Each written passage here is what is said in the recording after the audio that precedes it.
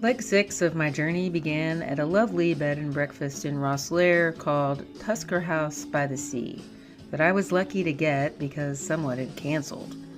It was only 10 minutes from the Europort, so I was able to walk to the ferry departure.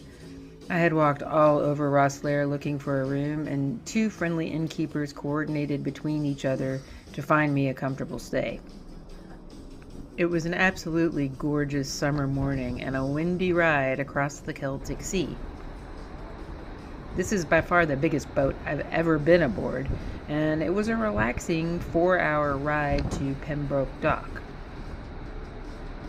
I don't particularly like being the camera person, and I hate making people nervous if they think I'm recording them. But still, I wanted to capture the vastness of the sea. Inside, I napped, ate breakfast, and booked train fare for my trip further into Wales.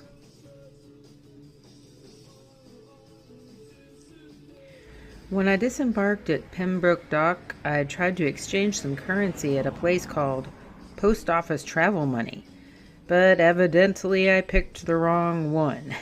They advised I try the high street, and I was in no mood to hike around with my stuff, so I decided to take care of that errand in Swansea, Welsh name of Abertawe. The train was great. I felt like I had it all to myself. Once I got to Swansea, I checked into my hostel called the Cooch Hostel.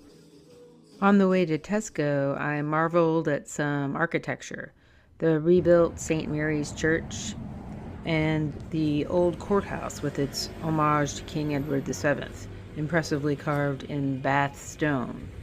For unknown reasons, this corbel caught my eye. Maybe it was because I was being watched through this CCTV camera, or maybe it was because I was picking up residual energies from a former architectural detail which used to reside a few feet down from this edifice. In the 1890s, a local architect who was miffed about being overlooked for a St. Mary's redesign created a statue called Old Nick and affixed it to some brewery offices he had built across the street. The disgruntled architect famously said, "When your church is destroyed and burnt to the ground, my devil will remain laughing." The church actually was bombed to the ground by the Nazis in World War II, and it was rebuilt in the 50s. Old Nick found a new post on a nearby shopping center, but he now resides in the Swansea Museum.